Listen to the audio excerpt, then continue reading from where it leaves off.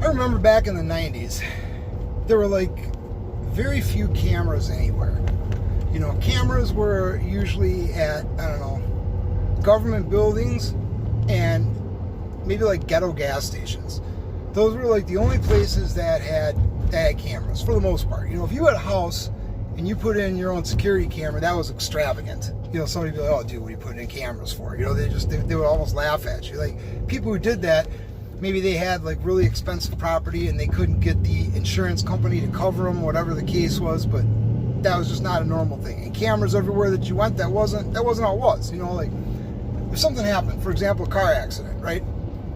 Cop would come, ask both people what happened, and you would tell them, and the cop would decide who was more credible, and then they had this guideline chart that they would follow with who's at fault, which they still use the same kind of thing today, but now they got traffic cams everywhere. But I'm getting ahead of myself. The point is that there weren't cameras in very many places. Sometimes you would come across them, but usually it was for a pretty specific reason. And a lot of people had dummy cams too.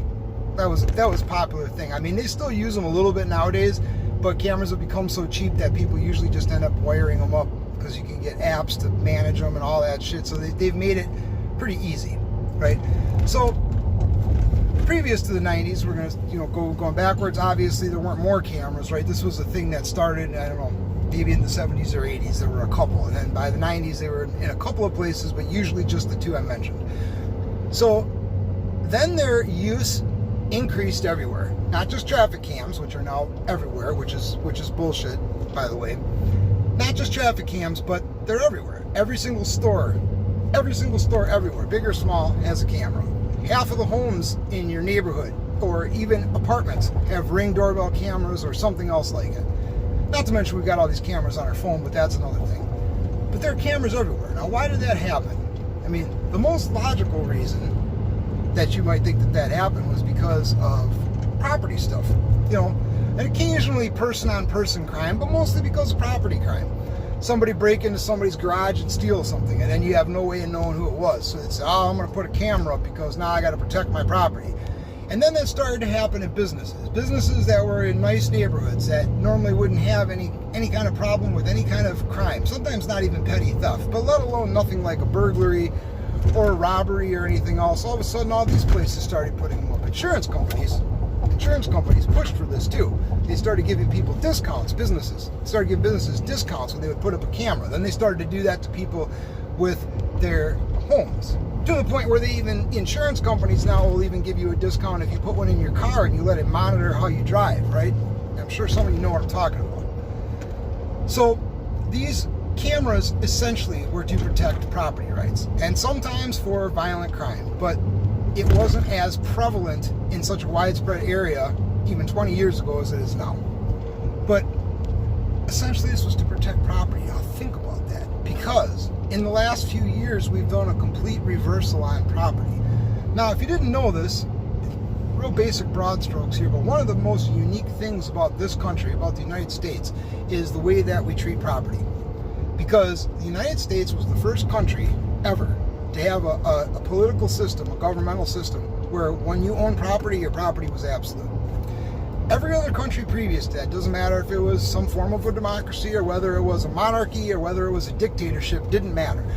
Every other country, when the people in power, the king, the queen, government, whatever group, when they were in power, if they decided that they wanted your property, whether they wanted to take your land, whether they wanted to use your house or wherever you were living to quarter soldiers, anything, they could just do it. And America was the first country that said, no, when you have property, it's absolute. And you have the absolute right to protect your property no matter what happens. But then with the start of George Floyd, the BLM, that whole thing, we started to hear this what is communist rhetoric about property's not more important than people. Property doesn't mean anything. You shouldn't be able to shoot somebody because of property. And essentially what they did was they started this earworm of communism, this one facet of the no ownership, that property is now worthless. It means nothing. Property is not worth protecting. Property is there's just no other way to say it. Property means nothing. Owning something means nothing. And we could talk about the different ways they did this for a long, we're not going to do that. The point is that nowadays property has become devalued, meaning not the value of each property itself, but the property itself is not really worth, it doesn't rank high like other things, right? Human life, to an extent, still rates higher. People's dignity, in some cases, or their hurt feelings mean more than property, right? Property doesn't mean anything. Well, our right to protect that, our right to have guns, and our right to protect it in general, to stop somebody from stealing from your business. That you own a business, are you allowed to stop them from stealing? Yeah. You own a car and you're driving down the road and somebody tries to jack you. Are you allowed to stop them? You know, you're somewhere in public and somebody tries to hurt you because, you know, our persons are property also. In the framework of the Constitution, in the sense that it gives us the right to defend that. We're defined as property because we can defend our property. Are we still able to do that? No, not at the same level. There are still some cases where you can, and it varies state to state with state laws, but the universal truth that you are allowed to protect your property from thievery, from vandalism, from damage, etc., that has dwindled. It's not gone yet, but it has been shown the door. So I ask you, why are there now more cameras than there ever have been? Because the main impetus for these cameras, the main thought process behind this for everyone was to protect property and to help people protect property. Somebody could tell you a lie and tell you that's what they're still for now, but that's not how they're used. In fact, if we take a look at a 5G pole, which they're now putting up on these huge steel or aluminum beams, that to take one of those down would take a serious force of nature. You know, you would really need to work at it, because for a while they were putting them up on pecker poles, you know, just on wood poles, all these towers. But these 5G ones are going up on this super strong metal, can't come down. But if you take a look at any one of them, they're littered with cameras. Some only have a few. Some, like the one right by my house, has 17. Just one, the closest one to my place has 17 cameras on it.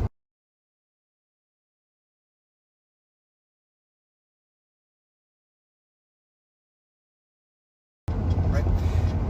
The next closest one to that one is not even one block down the street. So there's better technology that's faster, that's stronger, that's supposed to have capable of more speeds. That you need more towers, not less. You need more towers. Doesn't make sense. But what makes less sense is that this one right outside my house has 17 cameras on it. And I've seen ones with more cameras, but I don't know if I've ever seen one with no cameras. So what are all these cameras being used for? Because going about the logic of protecting property and then also protecting human life, which is property, you would think that assaults, robberies, murders, serious vehicle infractions, like somebody driving 100 miles an hour down a 30-mile-an-hour street that could easily result in serious loss of life, etc. You would think that that kind of stuff wouldn't fly, because now there's cameras everywhere. And if you're going to do that kind of shit, man, you are for sure going to get seen on multiple cameras. Some of them probably very high def, too. They'll be able to pick out what you're wearing in the car. They'll be able to see the plate anomalies in the vehicle, etc. And you're caught no matter what, right? That's how it should be, but it's not like that. They're not used for that. They're not about that at all. In fact, I used to think that those things were put up just to protect those 5G poles themselves, but I'm starting to think that's not even really what they're there for. I think they're there just to spy on people. Either way, though, cameras everywhere. Property's devalued. Doesn't really hold the same weight as an argument as it used to. That, oh boy, I got to protect my stuff, and you know, just in case. So why are there cameras everywhere? Well, I've come to the realization that yes, it's definitely to spy. Yes, to some extent it's to protect property. Yes, most of those cameras are private cameras, therefore you will never be able to access them. This is an important point. You will never be able to access them. So you have something happen to you at a gas station, let's say, and you go to the gas station owner and say, hey, you know, somebody stole my car or somebody assaulted me in your parking lot. Can you check your camera so I can tell the police? Guess what they're going to say? They're going to say no. Or they're going to say the police have to ask them, or they're going to say you have to have a warrant, or et cetera, but they're not just going to go, yeah, sure, let me roll back the camera. Now, 1 out of every 100, maybe they will, and depending on the neighborhood, maybe 2 out of every 100, you'll have better luck, but for the most part, they're not going to let you. Same thing with any other business, and Same thing even with an apartment complex. Somewhere that you live that you don't own, something happens to you there, they'll go, well, maybe we'll check the camera, but you're not going to be able to see it. Or maybe we will, maybe we won't, or maybe come back with a warrant, or come back with a court order. These are the kind of answers you get. So these cameras are private and they're not accessible. So yes, they're to protect individual people or protect corporations, but what's their real point? I'll tell you what it is. It's fucking demoralization. It's demoralization, man. It's the same thing with those speed boxes. You see those little speed boxes everywhere that tell you how fast you're going, right? And they'll tell you, the guys, is that, oh, well, this is because too many people in this neighborhood speed and we want to remind people not to do that because there's children present. Or they'll give you some story like that. But the truth is that really what it is? I mean, maybe that's a byproduct, maybe that's kind of part of what it is, but they're all over the place. Just like these cameras, these red light cameras, or the cameras at stop signs, that they're like, this is a monitored intersection. If you do anything here, you'll receive a ticket in the mail, which is their way of saying it's legally binding. You can go to court and say, hey man, nobody can prove for sure that was me, nobody can prove that was, they'll say, nope, that doesn't count. When they have that sign, that's a disclaimer that you're gonna get fucked in court, right? And what does that really do? And again, under the guise of, oh, this is for protecting the area or maintaining this or safety, blah. That's not really what it is, man. It's about demoralization. It's about letting everybody know you are always being watched. There is always a fucking finger on you. There's always an eye on you.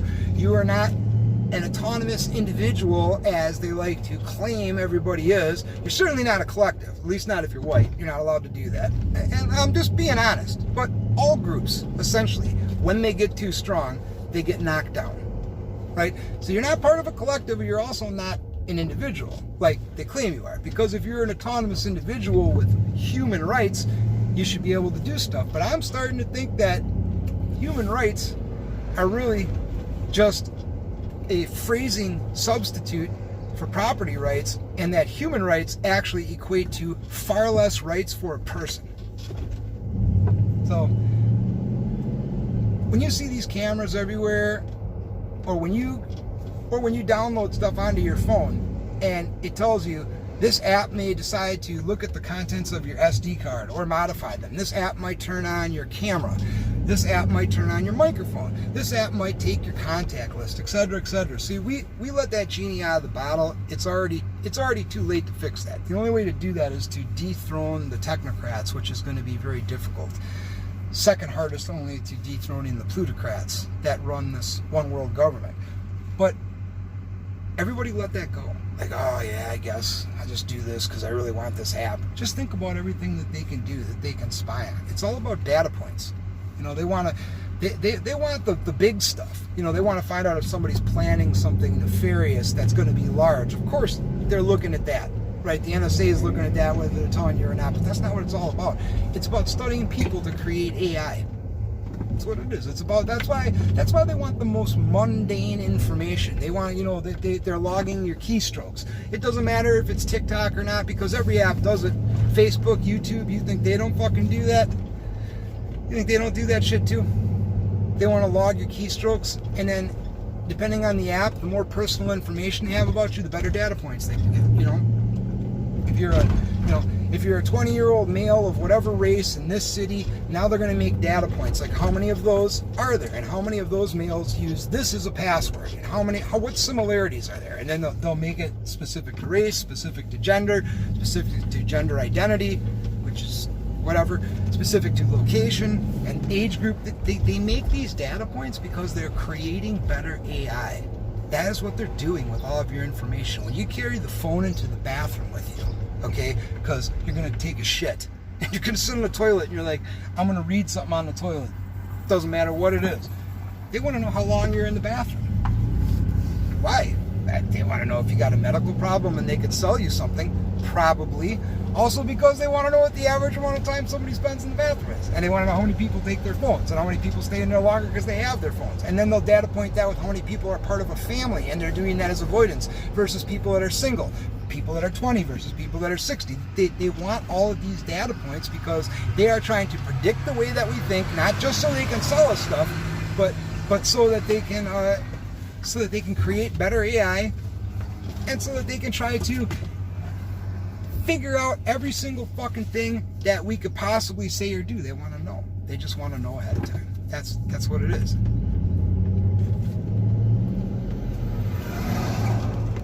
So when you think about this as the big picture, is what they do with phones and all the invasiveness that they've gotten with apps and the way that they do that, between that and the fact that there are cameras everywhere, it's all the demoralization program. It's all a demoralization program to break you down and make you more susceptible to new ideas, which will include owning nothing and being part of the one world government.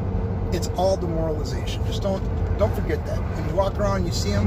When you look at those 5G towers and you're like, man, those have a lot of cameras. Or when you think, man, this 5G tower is only a couple blocks away from this other one. I thought this technology was supposed to be like super strong, like 3 and 4G towers. I never even saw those, yet my phone still worked. How come there's one every fucking several hundred feet?